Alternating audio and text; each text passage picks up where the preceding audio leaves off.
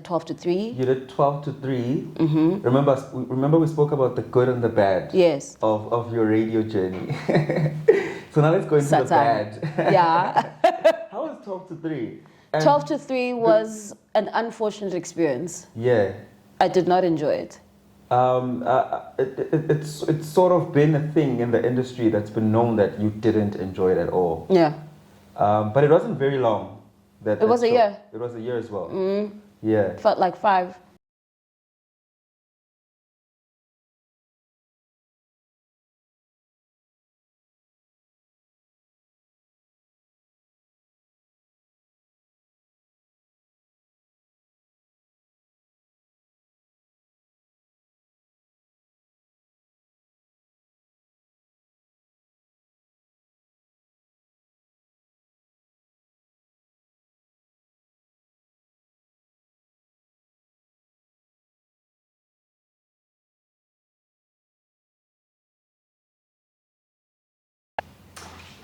The funniest thing was to intemnandi yaphinda. Talking about me? Oh.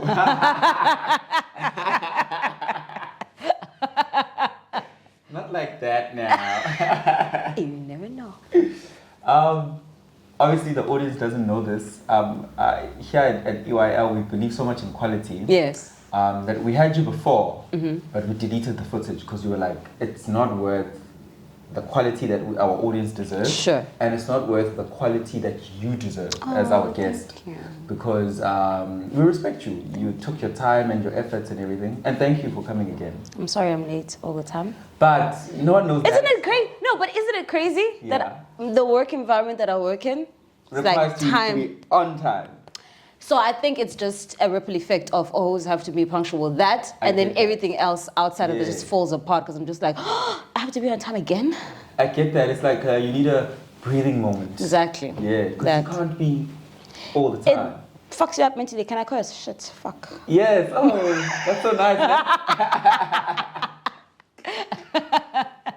You look beautiful. Thank you. My man friend said I look beautiful and I don't look like I'm crazy. Your man friend? Yeah. What's a man friend? It's a man friend. So you're not a man friend? I think after a couple of years. Oh, boy, yeah. After 30, it's just weird. And it's so crazy because like you get into it like, oh my gosh, I'm fine. Oh my gosh, I'm fine. I'm just like, but you can't keep calling them like that. Also, it kind of conditions you as well to be like, oh, I'm fine. Like, it's a grown-ass man. What the fuck? And maybe they get away with a lot because it's fun. Yes, because they want to be childish on purpose. Just because I'm fine, but oh, Ntanga parents. Like, come on. Right? But you look beautiful, so we're right, man friend. Thank you. How's leave? Nice. Ne? Oh my gosh, I'm born living. Like, oh my gosh, what? The sun, there's no sun. Also, it's crazy. So what time do you normally wake up when you... 6:30. For your... 6:30? Yes. That's a bit early. It is early. Are you one of those people who puts on makeup for radio? No. Then why do you wake up so early? Because I need like those 30 minutes between 6:30 and 7 just to tell myself, oh gosh, what does the world have in store for me today? Yeah. And then, just get up and get about my day. Yeah. So you are a radio personality on Kakasi FM? Yes. I've just realized how long I've been there. How long has it been? This is my 8th, 9th year. So you're starting the 9th year? I think so, yeah. I need to get this right. It's South Africa's biggest commercial regional radio station. That's correct. Yes, I got it That's right. correct. That's correct. Yeah. Yeah, and I mean, it means you guys hit. How many listeners does your show hit at a time? I mean, the biggest numbers that have been reported. I think collectively as a station, we've just dwindled between 1.5, 6, 7. So million. Yeah. That's incredible. Throughout the years, so yeah. But surely there's some sort of nerves, Clarissa. Would you have over 1 million people listening to you? Or do you, when you're in studio, your brain switches off because you're just doing what you love? I think so, yeah. It just switches off. It's. I don't want to call it like you have to work, but the environment has always just been that. Like I literally have I think I have stage fright as well. Like I'll never stand in front of like 20 people and start talking. It freaks me out. But to think that you're in studio, with just you, studio, mic, 1, 2, 3 people around here, and you speaking to probably like thousands of people at a time. But then when you're in studio, you can hear yourself. There's the mic, it's loud, it's crystal clear. Sure. Isn't it scary? You're like, okay, everything that I say, there are millions of people listening. Literal millions. I think maybe because I've gotten used to it after all these years. I think I've done radio since I was 18. So it's I don't know how to dissect it. I never think of that. But when I started, like the whole thing of like listening to myself, my own voice, I was like, oh my gosh, what the hell's going on? No.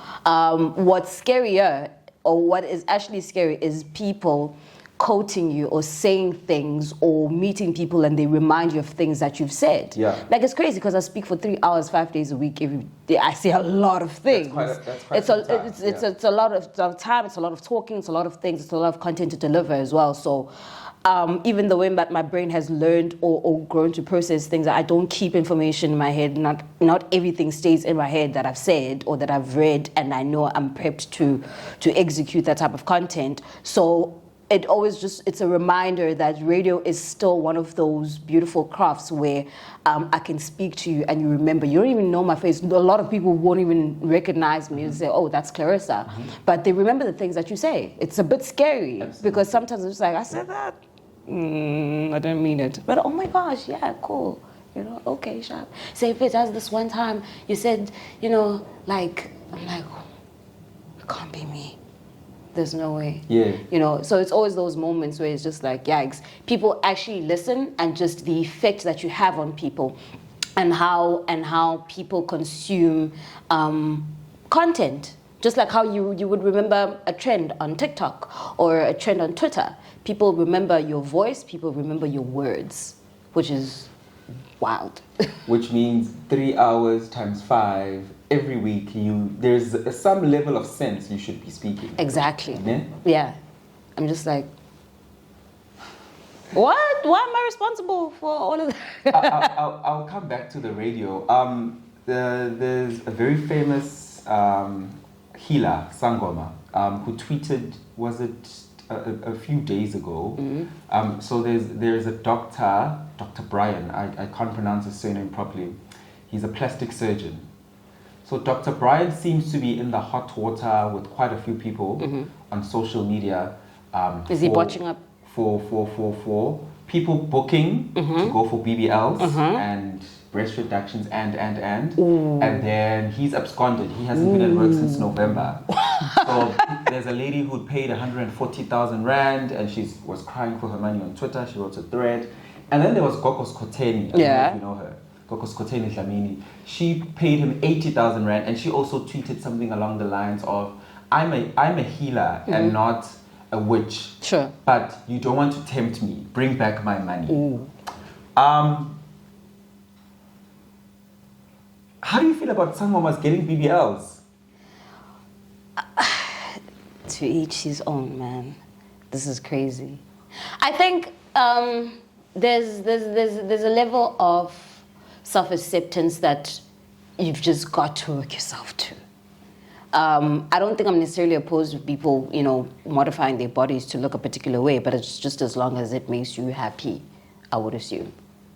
But then how do you separate the work you've done with your ancestors and how your ancestors see you, your body and your spirit? Are they that different that, like, amadlozi asazokubona usushintsha umzimba? Azokubona mfethu, like umoya wakho umoya wakho nje abaxhumana nawo. I mean, it's like this thing of saying uthi umuntu nabantu abadala don't get piercings or don't get tattoos. And so what's so different about getting a BBL when you do have clairvoyant people that have tattoos and have like 1 million piercings everywhere, belly buttons everywhere? So it's a self-acceptance thing more than anything else. And I think also it's just assuming that izangoma or inyango abalaphi also just don't go through life the way that normal people do too. I mean, if you have the money for it, you're definitely going to consider getting a BBL or getting a breast reduction or, you know, whatever it is, fillers or whatever you want to do to your body.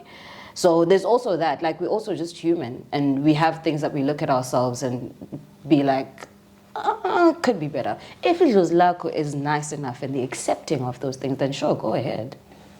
If Ilozlako is nice enough in accepting, do you not think that people twist Idlozi's arm in these circumstances because they just haven't had self-acceptance of how their body looks, or they've got body dysmorphia, they're suffering from that. And they'll do it anyway because should lokulapha ngenisa imali. Uzoyibonela phela naye ukuthi udila kanjani nedlozi lakhe.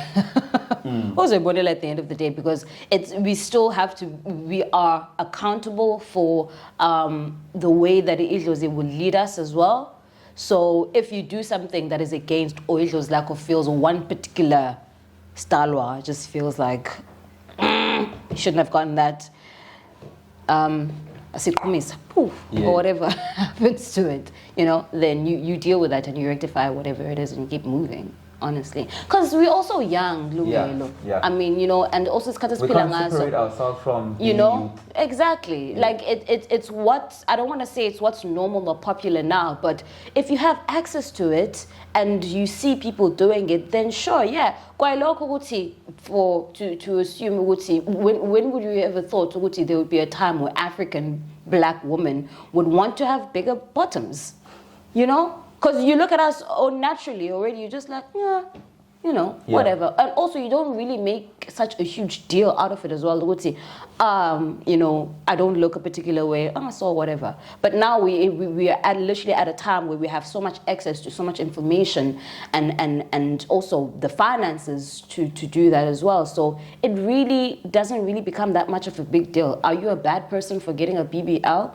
I don't think so. But are the reasons why you're getting one the right ones? Are you doing it because you want to look a particular way to other people or for one particular person, or honestly just doing it just to feel good? When you wake up and look at yourself in the mirror, like, does it satisfy you? And if it does, then sure, yeah. At which moment in your personal journey as a healer, or rather, when did you realize I think I'm being called to healing? Like, what was happening in your life? What were the circumstances? Because I've heard many people say it's either they get ill or many things wrong start happening. Your life just starts falling apart. Yeah. It's like a domino effect, and you can't pinpoint exactly which was the first piece that fell off.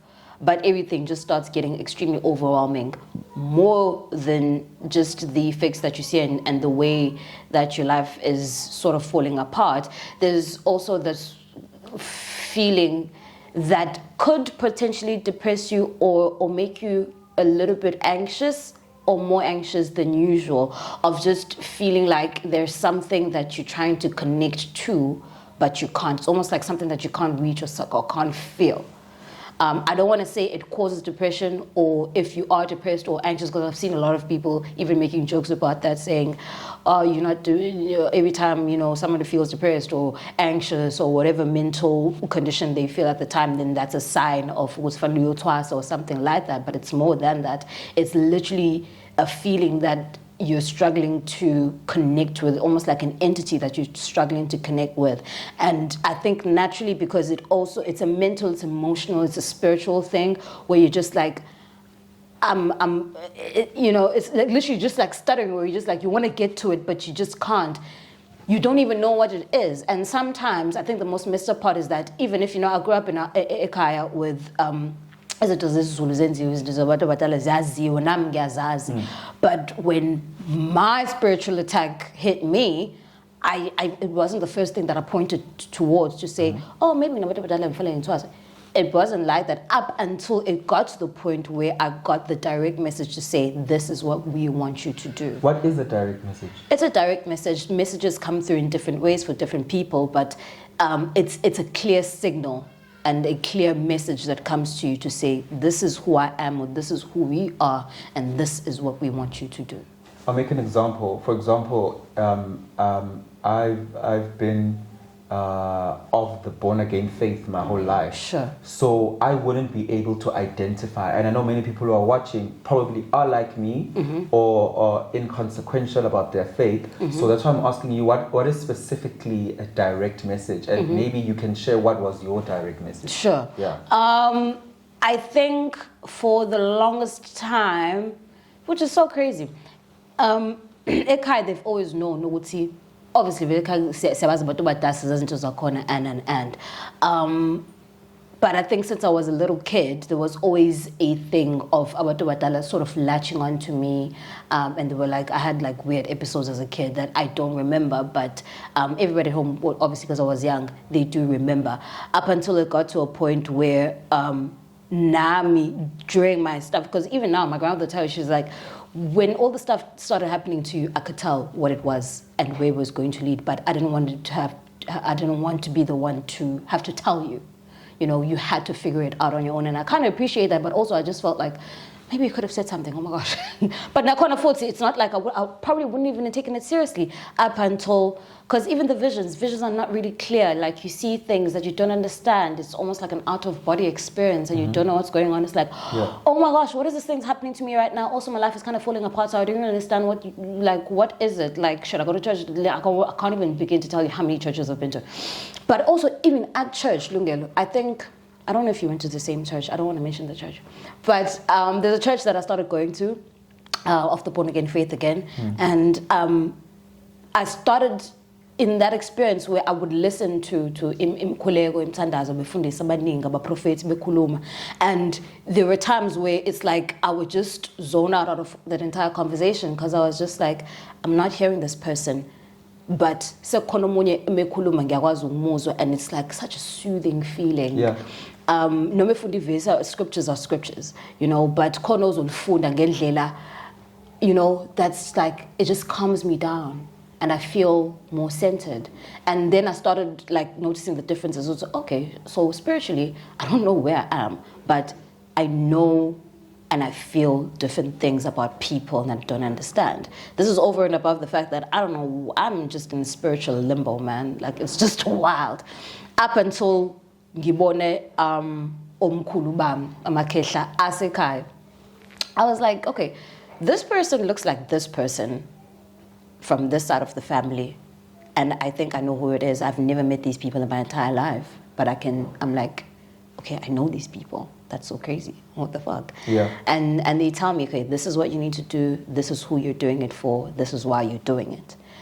And even when I got that message, I think I just blocked it out as well because I was just like, what? What does this even mean, you know? Up until it literally got to a point because I literally didn't tell a soul after that because I was just like, this is so strange. And then the visions kept coming and then you keep seeing things yourself dressed in particular clothing and also the explanations as well. They piece everything, the puzzle just keeps coming together as well to say, this is why you're going through this is happening, this is what you need to do. Yes, there's this person, but they're not necessarily the person that is going to lead you into this journey. This is the person that's going to lead you into this journey. So the conversations are always there in your head while you sleep, while you're awake, your visions, the way you see things, the way you see people. It's a lot. Like your spiritual self needs so much growth and so much time. It's like literally just living in your body and watching your body grow, and you also watch your spirituality grow and making a better connection so that the messages come better, the messages come clearer.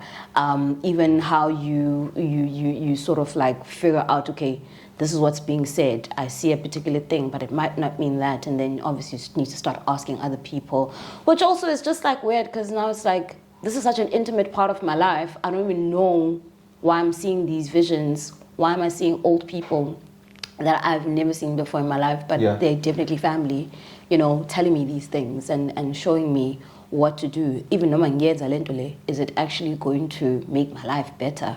Or am I just, you know, like you literally have all those questions in your head. And I think even when the time came when I made this decision to say, okay, Sharp, I'm just going to do this thing because they keep telling me and they keep showing me things and it's like maybe I'm too slow, so let me just start and see where it takes me with no clear I don't know, with no clear intention of saying what I'm going to do this so that now my life comes back together. But this is definitely a side of me that seems to be lacking, and I'm finally getting the answers and finally connecting to the thing that has been just lacking all along. I didn't know I was lacking up until it was bothering me. I didn't know that I have to do that up until, you know, I just constantly felt like it's like feeling hungry, where you're just like, I'm hungry, but so it's like now I don't know what to eat. You know? So you obviously get to a point where you've accepted the calling per se, for the lack of a better terminology, and you have to identify a gobela and a place where you're going to get the pure hell, my love. Yeah. Get the teachings and all of that. What is that process like? Because people speak of many experiences, and unfortunately, women are abused in those situations as well. I mean, how was the experience for you? I don't think it's a fun experience. I don't think it's supposed to be fun, and I'm not saying like it for me to be purposely an excruciating experience, but it's a way for you to learn. I think the one thing that I'd said, I think like after like a year of my training, and everything, I started working Abantu, and then I was like, I just had a moment to myself. I was just like, oh my gosh, this is such a crazy part of my life. And it's like, zonke things it's like I've done them before. And it's not that foreign, it's a new experience, but it doesn't feel so foreign. Mm-hmm. But why did getting here have to be so difficult if it's a part of my life that completes me? Mm-hmm. You know, I don't feel out of place, but I'm just like, holy shit, what the hell did I just have to go through, you know? It's uncomfortable. You are in... and your spirituality is literally in somebody else's hands, and you have to trust that person, because even again people make mistakes, people make errors, and nakona futi, you have still, as much as you're the trainee, but you still have to make corrections in your person to say no, not like that, this is what my people want and how they want things done. So then now you need to start finding balances between how do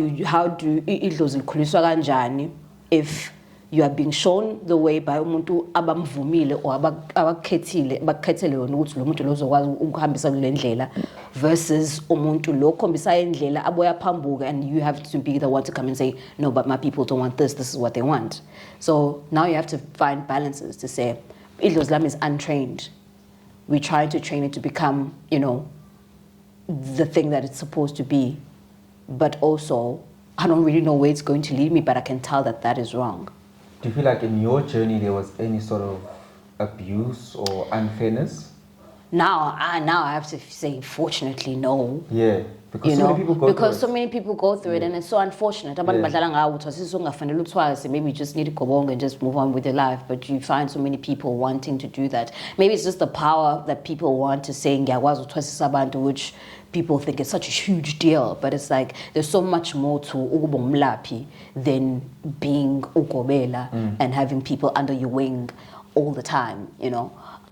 So no, fortunately for me, my experience wasn't like that bad. Yes, there are unfortunate incidences where it's just a communication thing, a relations thing more than anything else, but it wasn't like a major, like, oh my gosh, something is wrong, or this is happening and it's not supposed to be happening, sort of thing. So yeah. Also, like the people that you're with, their family eventually. I mean, you grow with them spiritually. You know, from different walks of life as well. And they're going through sometimes similar things. And we grow out of that. We grow spiritually as well. And still like call each other. Like, yo, dude, you won't believe what's happening right now.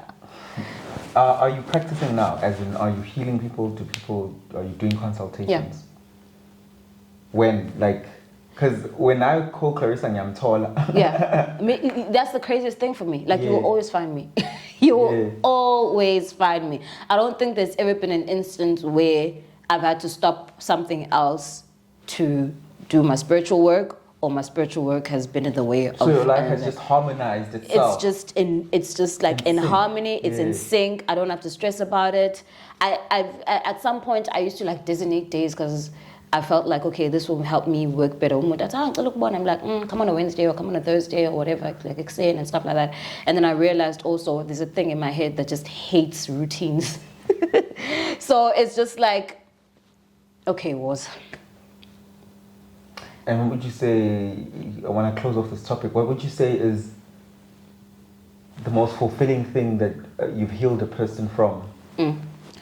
Oh man, there's so many different situations. Also, like, we have to talk about the fact that not everyone that you heal or you want to get them to a particular point actually get there sometimes.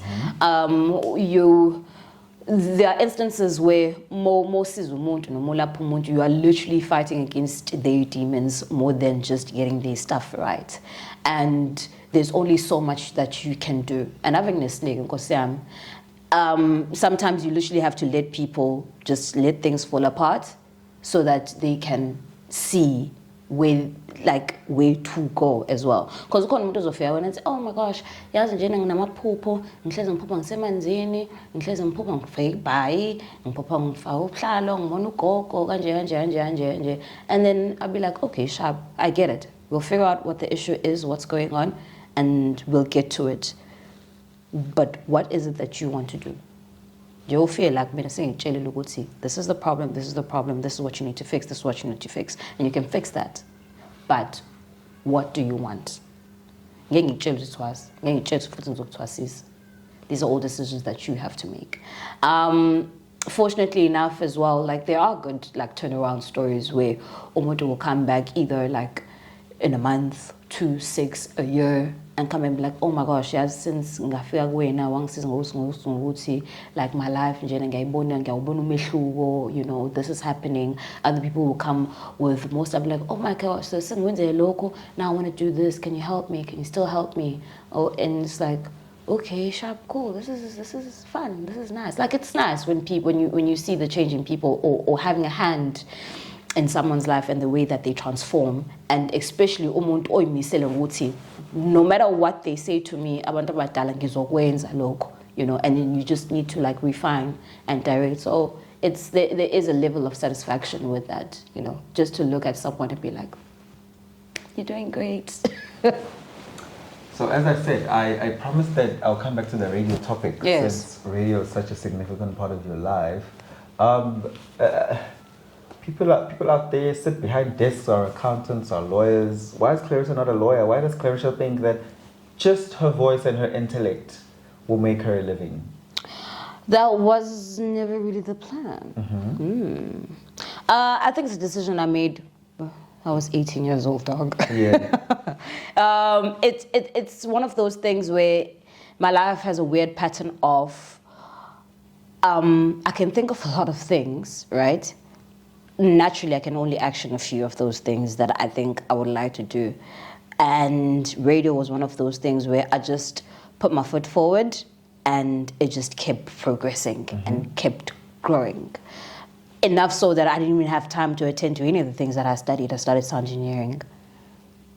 Nakona Futi, I liked the idea of just being behind the scenes of whatever. And I was like, I think I like this. And then radio was like an option. I was like, let me take it. I know. So I see a pattern that behind the scenes matches what you said earlier about being scared of being in front of people. Yes. Yeah. Which is also crazy because when I was a kid growing up, I did everything in school. Like drama, speech contests, stuff. Like I was always constantly like doing something. So I don't know where that came from. My fear of speaking in front of lots of people. Oh my gosh, I just feel short. I don't know. And then when you do community radio, is that when you realize, no man, I've got this? Like the talent. It was fun. There.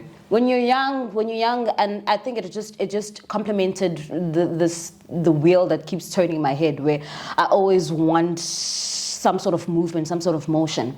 And with radio, it really was one of those things where it just kept progressing.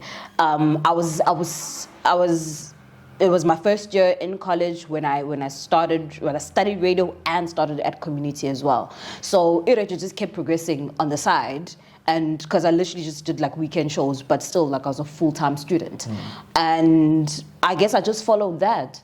I would say, okay, sharp, this seems to be moving, and with my studies, like I'm not gonna stop. I graduated, did everything. Yeah. But by the time I graduated, I'd already worked myself so much in radio. I eventually got to a primetime slot in community, and then it's like, okay, sharp, so I don't even know if I'm supposed to look for a job right now, but this seems like you know, so let me just continue and see where this takes me. And I mean, I'm sure community at the time doesn't pay much. So obviously the whole job question is coming in because of that. Like you're done with school and you're like, sure. But you know? It was 1.5. No way.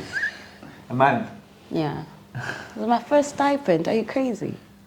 9 years ago. I'm like, oh my, got you. Come on, got you. And then because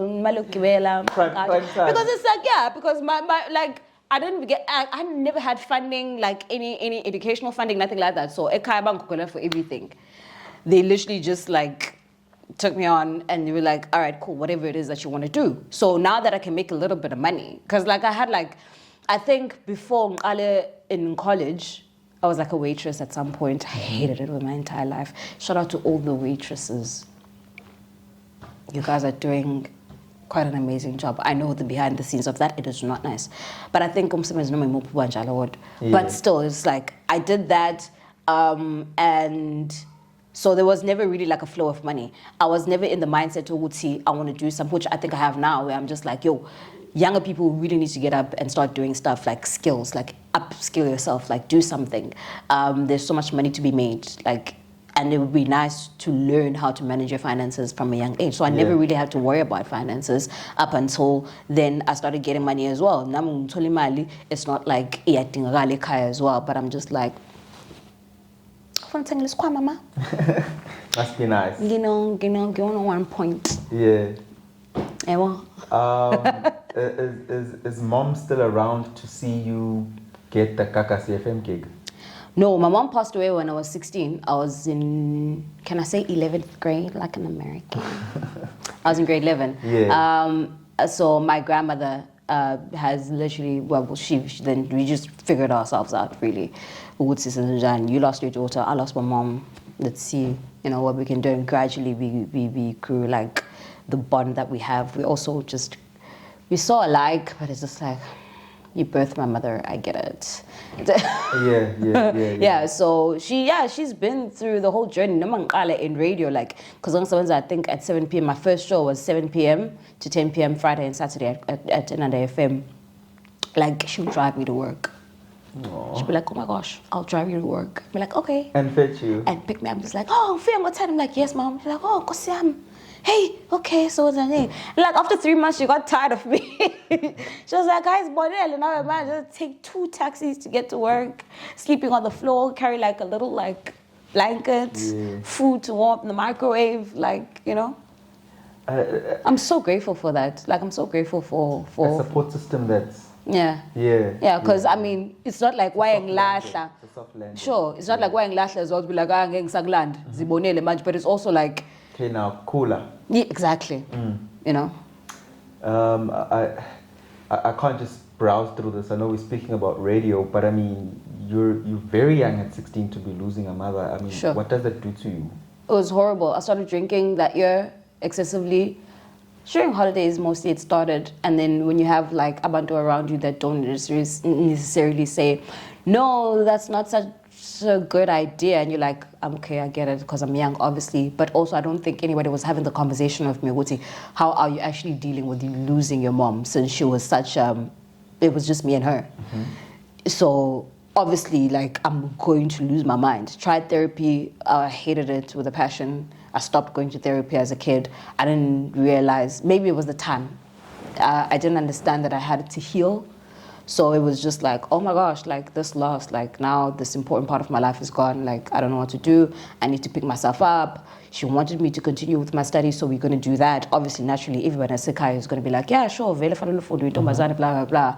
But it still didn't necessarily speak to me and who I was. Also, when you're 16, like, you're still honestly just trying to figure yourself out. It's not just like, no, blah, blah. She's always busy doing this, and that. And I think because I can be that person, it also sort of puts up a mask that people can't see what's happening. Not intentionally, but it's just like, if you haven't opened yourself up to me to say you can be a shoulder I can cry on and talk to you about these things, then why would I? So everybody just, I think, assumed that, she's got it, but it was beating me up. It was beating me up. Which is only fair, man. You're an only child. You're losing your mother at 16. Your mother's probably your knight in shining armor. Everything, yeah. A lot of people who've lost mothers say that I lost a part of myself too. Did you feel like that? Sure, yeah. Yeah. It was a very dark time. I literally used to journal. I started journaling then. I used to journal like every day. Like, God, why? What the fuck does this mean, dude? Like, what do you mean? What am I supposed to do now? You know? And then I think maybe because of the time, like 16 years, I was still in a place where I could never really identify myself as anything or anyone. But now, as like an adult, it's like the thing that people say would see they feel like they've lost a part of their lives. I feel like I've lost someone to live life with, you know, because I was young. I hadn't accomplished anything. I hadn't done anything that I felt like was, you know, amazing. Then I was literally a kid. So it's like there are so many things that I felt like, oh, if I was a corner, maybe I wouldn't be going through this, or it would be nice to have her around now. I wonder what she would say. I wonder what she'd feel. If she was still around, would she have cushioned me more, and maybe I wouldn't have taken, you know, the crazy decisions that I've made in my career, my life, and everything else? Would she even have accepted me? Like, there's always like those questions in my head to say, I wonder. Yeah. So there's more questions more than anything else, because we didn't get to spend a lot of time together as me as an adult. Where now I'm saying or these are the decisions that I have made, sort of thing, you know. But also, my children will never have a grandmother. It's so fucked up. Yeah. Yeah, it is. Because it's like, okay, if I have kids. So now your duty is to find a man friend with a mom who's alive. But will the mom be like my mom? Pressure. You sound like a person who's done a lot of work towards healing. Yes. Oh my gosh, I believe in that. There's something you were saying now about a part of you being lost with your mom, and the words you used, you said, there are things where I feel like I'm doing it and I hope my mom would be here with me. Sure. And I was scared you were going to say doing things for her, because if you would have used the word for, it sounds as if you're despondent and you're saying actually life without her is meaningless. Sure. Which a lot of people get stuck into that for years. I understand more that. More than 10 years. I understand. Where they feel like I could have done this for my mom instead of grieving in a way that I could be with my mom. Sure. And I'm happy that you're in a with phase instead of the for. Because with is just a memory. It's a memory of, oh my gosh, I love her so much. I wish she was with me to do this. Exactly. That's it. And you move on. A few seconds later, you move on with your life and you functional. Sure. Yeah. I think also it's the way that her life was that makes me want to live more. I think the only time I ever do anything for my mom, I think I actually did like a few Instagram stories about this in November for my birthday, to say my birthday is actually the one day where if I want to celebrate, if I want to do anything, I want to do it for my mom. Because I know the sacrifices that she's made for me. I also know that the life that I live now is nothing that she could ever possibly imagine. You know, so it's like for her, for giving birth to me and choosing me all the time, the sacrifices that she's made just so that, you know, I can have better opportunities than she had, you know, at some point I need to honor that. You know, and I feel like the best way to honor that is just literally celebrate my life, that I'm around, I'm alive, I appreciate it. I appreciate her for giving birth to me and just constantly wanting me to be better, even though there's this thing of pushing you to a place to say, sort of thing, you know. There's no real plan with him. You know, it's just like you're gonna be fine. You know, so understanding that also there was never really a plan or like what's her bigger picture for me. I've created a bigger picture. I mean, I don't really know where it's going to lead me, but I feel like constantly moving means that I'm working towards something, which is good enough, and I appreciate that. Back to radio. Yes. In our careers, the people who've given us the green light or the open door, and conversely, there are people who I swear they wake up every morning to just be a burden, and they are there to just I don't know, make your life a misery, for the lack of a better word. Who was the door opener for you at Kakasi FM? Till this day, I really don't know. I don't know. I was at Inada FM. I was ready to move. There were a lot of industry people at the time. They were like, no, you're ready, just go. Why don't you go there? And be like, like, I don't know. Yes, I'd only been doing the drive at community for like a year at that point. And I was like, I mean, I get it. It makes sense and it would be nice, but like, am I ready? For commercial, yeah. Also, like, like, naturally you're just gonna doubt yourself. Like, are you good enough for it? Like, what is it about you that would make them want you, sort of thing, So, like, I sent my demo. There was no response. Fuck. And then, like, 2 months later, I think after that, then there was a response. I was like, what? Yeah. So I got there was a meeting, there were like 4 or 5 people in the room. They're like, okay, Sharp, no, we've been checking your art, and we really want to see what you can do when you're here. I was like, oh shit, okay, cool, yeah, Sharp. Obviously, it's like when you're going there anyways, it's not like, and bear in mind, I literally angazmuntu kon at that point. I don't have a relationship with any of the on-air personality at the time. I don't know anybody from management at the time. I think the only time I'd gone to Ikakasi was like going on like a school trip when we were still studying radio. They took us to Ikakasi, they took us to ECR, they took us to I think Ukoze as well, just to like see the studios and the offices and that was literally it. So it was like my own personal thing to say, like, I need to tick this box of getting to Ikakasi and see what I become when I'm there.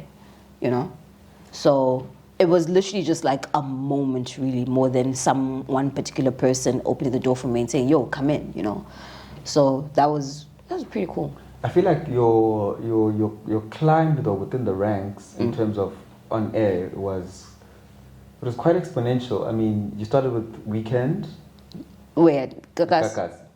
I started graveyard 1 to 4 a.m. weekdays. Weekdays, okay. I got suspended because I slept. It's cold. Damn it. And then... Fuck! And then straight from there to... Is it the 10 p.m. 10 p.m. Yeah. Okay, so within what a few been months. A weekday girl? Right? Oh my god. 10 p.m. to 1 a.m. Yes, that and was then like for a year or two. That was probably a year. I'm not quite sure anymore, but it was probably. What was the name of the show? I'm trying to remember. The Hotspot. The Hotspot. Yeah. Yes. And then I enjoyed that. I actually really enjoyed that. I think also that was the last time I ever did a show on my own. Yes. Yeah. Because after that I did 12 to 3. You did 12 to 3. Remember we spoke about the good and the bad. Yes. Of your radio journey. So now let's go into the bad. Yeah. How was 12 to 3?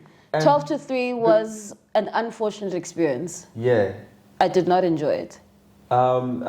It's sort of been a thing in the industry that's been known that you didn't enjoy it at all. Yeah. But it wasn't very long. It was a year. It was a year as well. Yeah. Felt like 5. Felt like 5. I mean, would you say that's the villain in your radio story? I don't want to villainize anyone. It's just an unfortunate time in my life. Were you made to feel small? Not to made to feel small, because it's like there's no possible way I can villainize or be upset or angry at someone where we have never had the conversation to say, I don't like you because of X, Y, and Z. Or why did you do X, Y, and Z? And now we have this horrible relationship because now maybe I'm going to stand my ground and say, no, but I did X, Y, and Z because of A, B, and C. So what? So where did the animosity come from? I don't know. It was nowhere. There are some people in Pilonu when I look about punge. And I guess maybe I was just one of those people for that particular individual. Unfortunately, it was at a point in time where I was, number one, I was going to do a show now with someone else, where I wasn't on my own anymore. And in my head, I like this idea of working together creatively as well, putting things together. having everybody having input and working and watching or listening to what you've created together. I like that in the creative space. Like I never really want to do anything by myself. So for me, that was the first unfortunate part where I just like, I don't really feel like I'm immersed in this particular, thing, because like I'm just being shut off, or like I'm just here. Okay, sharp. If you don't like anything that I'm doing, you take the lead.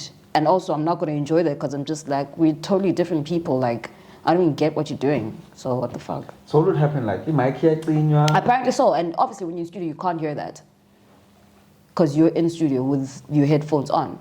But other people would pick that up. So you hear yourself through your headphones? Yes. But you're actually not on air? Sometimes, no. So what's playing on air if the host of the show is switching off your mic? He's probably talking by himself. Who the fuck cares? I mean, let's say you guys are having a dialogue. Yeah. Then, do you get what I'm trying to say? Yeah. How does it sound if he doesn't like you so much? It sounds awful. Like, it sounds unprofessional. It's just all of those things, Yeah. And that's why they only made it last a year. It had to. There was no way. Yeah. There was just no way. And did you raise it with management? I did, yeah. Yeah, okay. There was no... So it makes sense. Yeah. Yeah. I was like, okay, guys, like, you brought me here. What the fuck's going on? What the fuck is going on? Like, what? There's no way. Rumor has it he's coming back. Okay. Then comes Afternoon Drive. You sounded alive. I know. I finally got to go work with people that wanted to work with me. Right?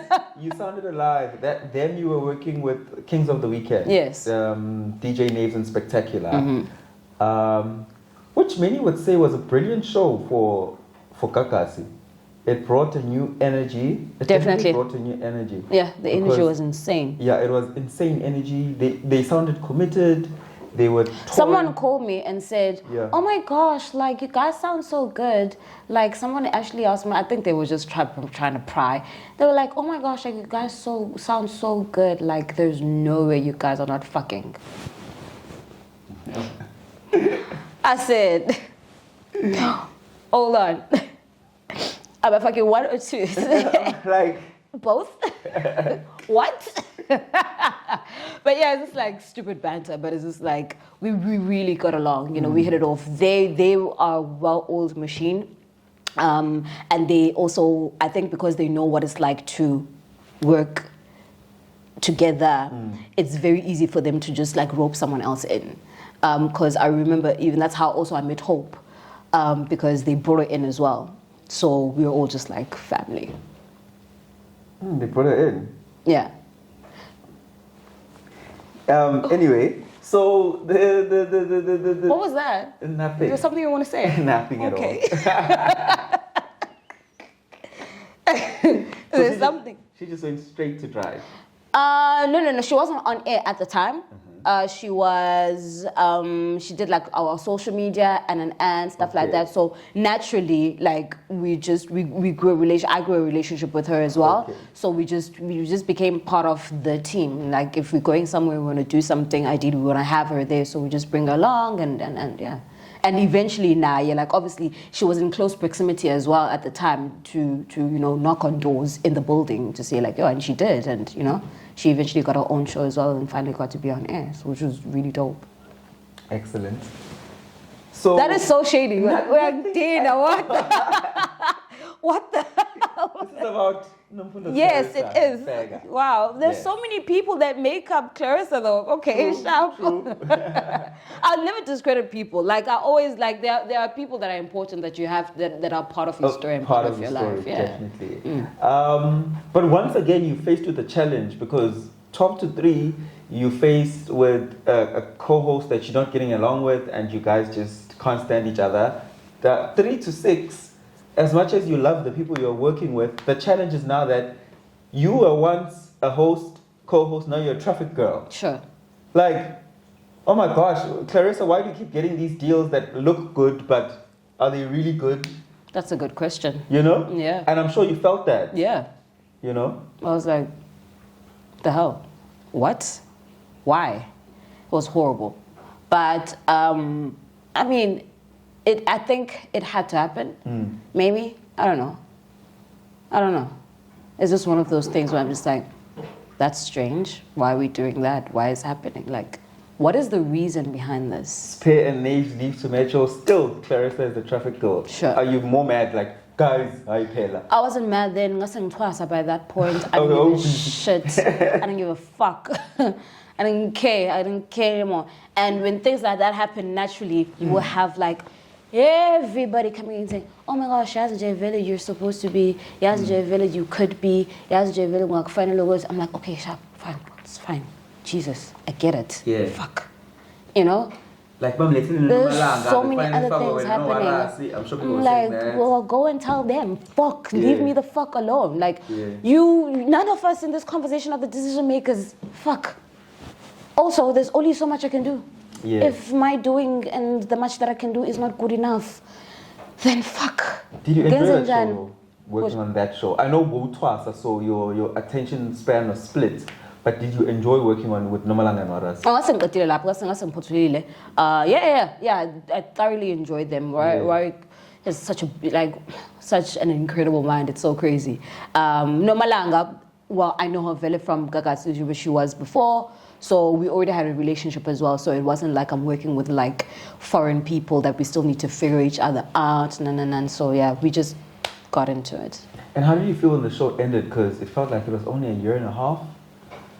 Not even a full 2 years, and then I don't think it was a full 2 years. Also, like there was COVID. COVID happened like as we were just like getting into the whole hang of the show, because I think it happened like sometime towards the end of the year, and then COVID hit, and then there was that. So I think everybody then like our minds were just like everywhere at that point. And then the show ended. Do you feel it was fair that they were taken off air? I mean. Because, as you're saying, a show needs to be given time to grow and establish. Yeah. A year and a half, you can't actually define a show as what it is yet. The station had their reasons, I think, wanting to groom more or put more of a spotlight on KZN talent. And if that's what they feel like they wanted to take, or the direction that they felt that they take, then it would kind of make sense, you know. And I don't know what the discussions were between them, obviously, but I mean, it seemed like everybody was good, like everybody's fine. We did our swan show; it was beautiful. We all cried. Yeah. Okay, I mean that's fair. Some things you will never know what the behind the scenes were. Yeah, you'll never know. And maybe it had ran its course. Maybe it had. But I enjoyed it. I really enjoyed it. I enjoy Warwick's humor and that whole messed up Zulu character. Yeah. And how Nomalanga would chime in and laugh at him and correct him. I really enjoyed that nuance of their relationship and their on-air chemistry. Sure. But anyway, life goes on. You are now on 9 to 12. Yes. Now you're back to being the main anchor with a co-host. Does that reaffirm everything you've worked for? I don't know. I don't think I wanted any reassurance that I'm good. It's just one of those things. I think the experiences in the past just led to a point where if I'm not good enough, then I'm just not good enough, and that's it. If this doesn't work out, you've got to make another plan and make it pop somewhere else. I think in the creative space, I've learned as well is that there's no right or wrong. There's no one that's better than anybody else. It's just how well you can harness your own talent and your own creativity and how you can execute that. With time, you learn how to do it better. With time, you upskill yourself. With time, you also just find other things that interest you as well. So I'm happy where I am now. It's really cool. I'm working with someone where we get along with fucking hell. And then, fuck. And then so it's just been like so much smoother, you know. The transitioning. I think also the other things that upset me are not necessarily about the show or anything like that. It's just like now I have to find a way to wrap my head around this new thing. And the thing with I think radio, people don't realize, not like you have 6 months to plan ahead to say, oh my gosh, in the next 6 months, I'm going to have to do like a 9 to 12 show. So what do I want to do, or how do I want to sort of reinvent myself to fit into this particular slot? And then, because 9 to 12 is a very much more magazine-ish place. Yes. The pace is very different. Probably my frustrations would be like, oh my gosh, this is so slow. But, you know, because I think I've been on Drive for like 5 years. So the pace is extremely different. So I'm just like, okay, I need to learn to pace myself here. I need to learn to maybe articulate myself better here. So it's also an opportunity for me to grow more, to say, Wuti, I feel like I'm at the right place, or a place that I deserve to be. Closing off radio. It's a black urban radio station, a mixture of the youth and a bit of people on the older side of the youth bracket. 6 a.m. to 6 p.m. What's your ideal lineup? Choose anyone from anywhere and put them in this fictitious radio station we've just created. Who's doing breakfast? Oh my God, now people are gonna hate me. Geez, that's a crazy one.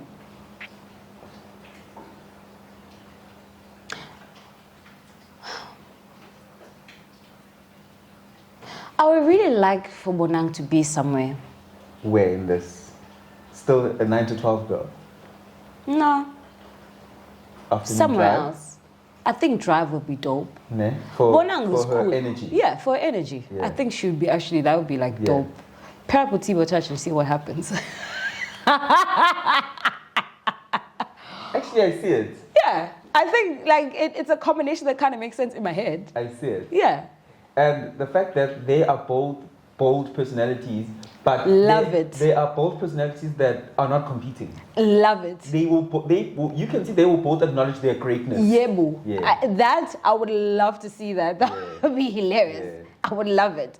Let's see, 12 to 3. I don't know, maybe I've got a little bit of hatred for the 12 to 3 slot. No, but you need to put someone. Yikes, I'm also trying to remember people that I know have done 12 to 3.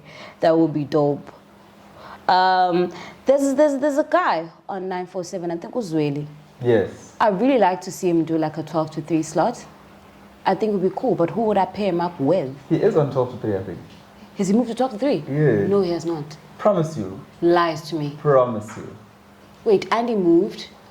Andy who? My Kondwan? Yes. She's on Kaya. She's on Kaya now. Yes. They put Zweli there? They put Zweli. Wow. Then who's on 9 to 12? CZ. Yes. Jeez, the 947 lineup is a... I struggle to keep up with them. Yeah. Okay, so we've got Zweli on 12 to 3. Zweli is perfect for 12 to 3 actually. I think 9 it's to pretty 12? dope. 9 to 12. I actually do have like a 9 to 12 in my head that I always think of. It escapes me now, but there is someone. I'll literally remember. Okay, breakfast. But it's definitely a guy. Like there's a guy that would love to do for them to do 9 to 12. Breakfast. Come on, guys, breakfast. I can't say the person that I think will be perfect for breakfast. You can't say them? I can't. I literally cannot. Nope. I can't, but there's literally like the most perfect person I think ever to do breakfast. Who's done it before? Yeah. DJ Fresh. Is that what you wanted to say? No. Is that what you wanted to say? No. Linda Swear. Come on, that would be dope. Like that would be so dope. It would be nice to have that again, you know? I think there's this thing about radio where radio tries to bring in all the people that you find on social media and be like, do it here as well. It's like taking Ulungelo with 1.5 million followers, and be like, come do the breakfast show because you have like so many followers. I think that was always what people assumed was happening. Maybe it was, you know, I'm not going to assume that is exactly what people or decision makers were doing, but it doesn't necessarily translate to listenership. And no, it doesn't. It doesn't. Yeah. I don't give a fuck how many listeners Annie Limdota has. But come on, I didn't breakfast. She must stay there.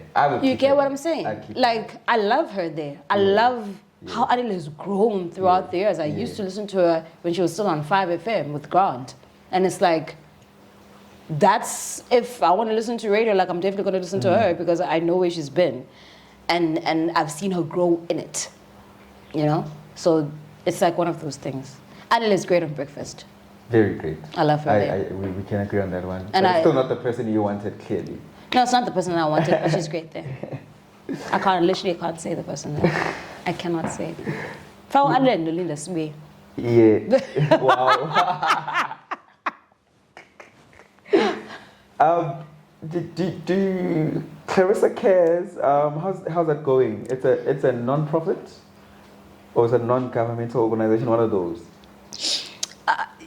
You traumatized me because someone literally DM'd me and said, "Oh my gosh, please bring back the life skills program for the matric girls." I was like, "Oh my gosh!" So bring it back. Oh my god. Then that means I have my answer. Just bring it back. Oh my god. Bring it back. I want to do something else. Okay. Like I want to do. I don't want to call it charity work as well. It's just an extension of who I am and the things that I am passionate about. But I feel like I'm 31. I don't want to be talking to 18-year-olds. I don't think we speak the same language anymore. Maybe we still do. I don't know. Maybe there is something that I can impart on them. Maybe I can refine the life skill program and still give it to them. But I don't think we speak the same language anymore. And yeah, I don't know. It's all in my head because literally it's a passion project. It's not just about doing like charity work or community work or anything like that. I literally did that because I wanted to, and even like with the people that jumped onto it as well and wanted to be a part of it as well, they were just as passionate about it as well.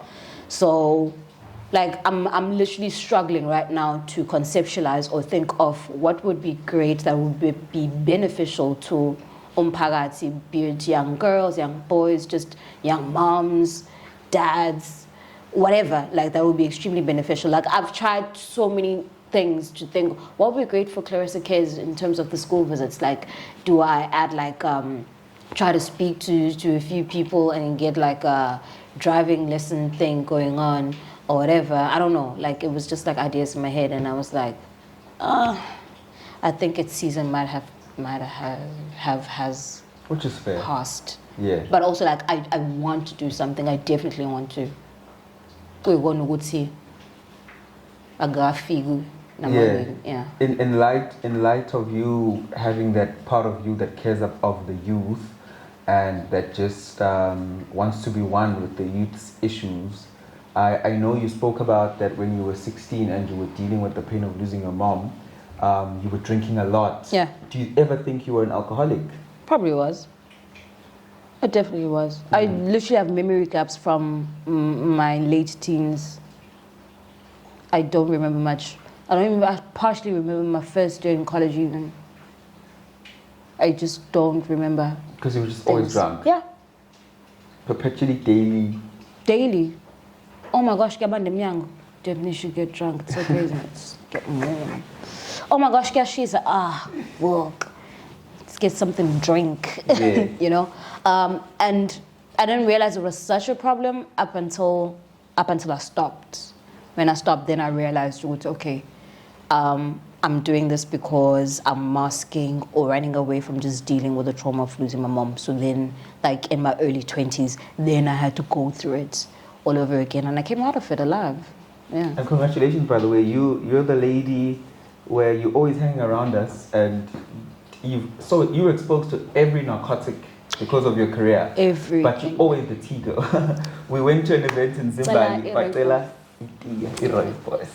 Can I have a virgin cocktail? Can I have a mocktail, please? Ne? And he's like, have a bora. Which is so crazy. I'll tell you one thing. The craziest thing is I don't drink. I will hang around people that will get piss drunk, and the next day it's always my fault. I'm like, how? What is it about my energy that makes people just want to wild out, and then it's my fault? Like, no. Like, I'll have tea. If I want to have something nice, I have like lemonade.